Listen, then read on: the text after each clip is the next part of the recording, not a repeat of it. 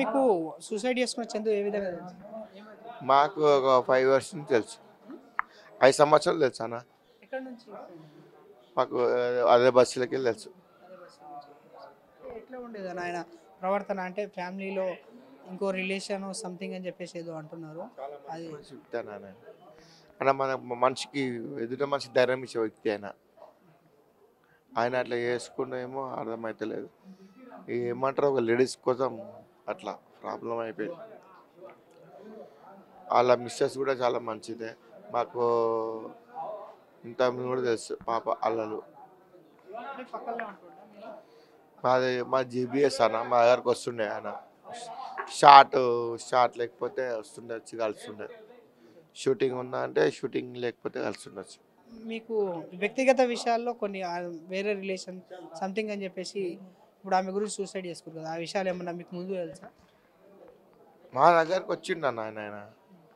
మా దగ్గరకు 3 రోజుల ముందు వచ్చిండు. యాక్సిడెంట్ అయినాక వచ్చిండు. ఆయన వచ్చినాక ఆయన బాధ ఏదో చెప్పిండు, మాకు చెప్పిండు. ఇంకంతే ఏదేం చెప్పిండు. ఇక ఇంట్లో ఏం మొబైల్ పట్టించుకుంటలేరు. అంటే ఇప్పుడు ఈమె సూసైడ్ చేసుకోవడం వల్ల పట్టించుకోలేరని, ఆమె యాక్సిడెంట్ వల్ల పట్టించుకోలేరని చెప్పేసి అంటారా? ఏం చెప్పారు? ఆ ప్రాబ్లం ఏంటంటే మొత్తం ఆమె దాంట్లో మునిగిపోయినాను ఆయన. సంలాంచడం పోతే ఆమె చచ్చిపోయింది కదా, మనం మంచిగా ఉందాం అది సెట్ చేసినాం. 2 days మాకు డౌట్ వచ్చింది. అప్పటికే డౌట్ వచ్చింది మాకు ఆల్రెడీ.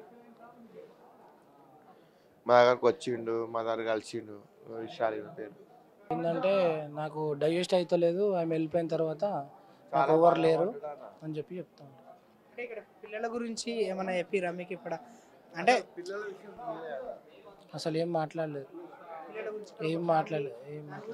పిల్లల విషయం ఏం తీయలే అన్న. పిల్లలు అసలు పూర్తిగా అడిక్ట్ అయిపోయిండు. ఆమె మీద అయిపోయింది. అసలు ఈ ఫ్యామిలీ విషయంలో కాలే. ఆ ఫ్యామిలీ విషయం నన్ను తీయలే. ఆమె మీద డిపెండ్ అయిపోయింది ఆయన. ఆమె మీద డిపెండ్ అయిపోయి మొత్తం ఆమె మీద ఇంట్రెస్ట్ పెట్టి ఈ ఫ్యామిలీ వదిలేసినట్టు ఇట్లా. ఇక్కడ సొంతం ఇల్లు ఉందా? ఉందన్న, సొంతం ఇల్లు ఉందన్న. అన్నీ చేసిండు. మా ఎంబడి ఒక 2 days నుంచి మా ఎంబడి ఉన్నాడు. మాకు భయమైంది. మీరు చెప్పలేదా ఎందుకు అక్కడ పోతున్నావు, ఇక్కడే ఉండవు అని చెప్పి? ధైర్యం ఇచ్చినాం. మణికొండ పోతున్నాడు కదా, మణికొండ పోకముందుకు మా ఎంబడి ఉండే ఆయన.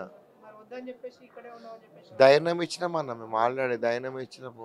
దానికోసం మేమేం టెన్షన్ తీసుకోకు, మా ఎంబడి ఉండు. అదే మళ్ళీ ఒంటరి అయిపోయాడు. ఒంటరి వాడు అయిపోయినట్టు వాళ్ళ మొత్తం టెన్షన్ తీసుకుంటు డిపోట్ల.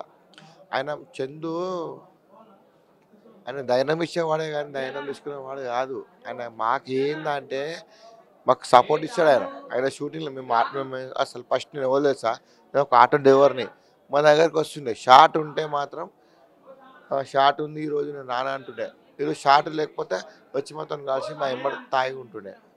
చందు అనేది ఎట్లా వ్యక్తి అంటే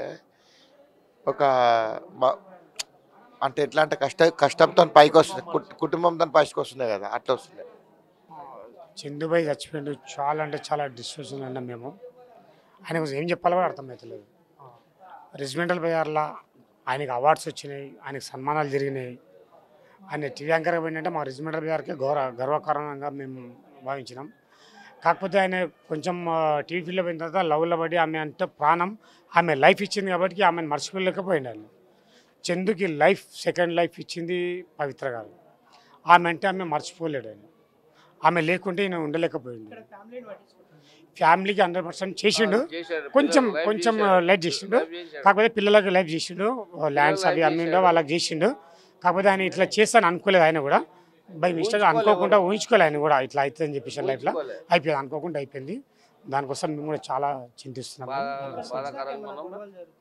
ఏం లేదు, గొడవలు ఏం లేదండి. గొడవలు మామూలుగా ఎవరికైనా ఉంటుందండి బాధ. మన ఇంట్లో మన హస్బెండ్ వేరే వాళ్ళతో ఉన్నారంటే ఏం లేదు, అవన్నీ ఏం లేదు, అవన్నీ చెప్పలేని పరిస్థితి మాది ఉంది అని ఏం లేదు అవన్నీ అంతా బాగుండే. వేరే వాళ్ళతో రిలేషన్ పెట్టుకుంటే కొంతవరకు ఫ్యామిలీలో చిన్న గొడవలు అవుతుంటాయి కదా. వేరే వాళ్ళతో రిలేషన్ ఏం లేదు. ఆయనకి సెకండ్ లైఫ్ ఇచ్చింది కాబట్టి ఆమెకి చాలా అంటే చాలా వాల్యూ ఇస్తుండే. ఆమె అంటే ప్రాణం ఆయనకి. ఆయనకి చందుబాయికి సెకండ్ లైఫ్ ఇచ్చింది కాబట్టి ఆమె అంటే చాలా ప్రాణం. దానికోసం ఆమె అంటే పిచ్చి. ఆమె కోసం ఈయన సూసైడ్ చేసుకుంటే ఈరోజు ఆయన చేసుకోవడం చాలా తప్పు. దానికి మేము అంగీకరిస్తలేము. కూతురు గురించి కూడా కొద్దిగా ఆలోచించలేదు ఆయన, కొంచెం కూతురు గురించి కూడా ఆలోచించలేదు చందు. కాబట్టి మేము దానికే బాధాకరంగా మేము బాధపడుతున్నాం, అంతవరకే. వేరే ఎవరికి ఏం చేయాలనో, భార్యకు పిల్లలకి ఏం చేయాలనో చేసిండు, వాళ్ళకి ఏం చేయాలనో వాళ్ళకి చేసిండు. కాబట్టి చందు మాత్రం మాకు దేవుడు.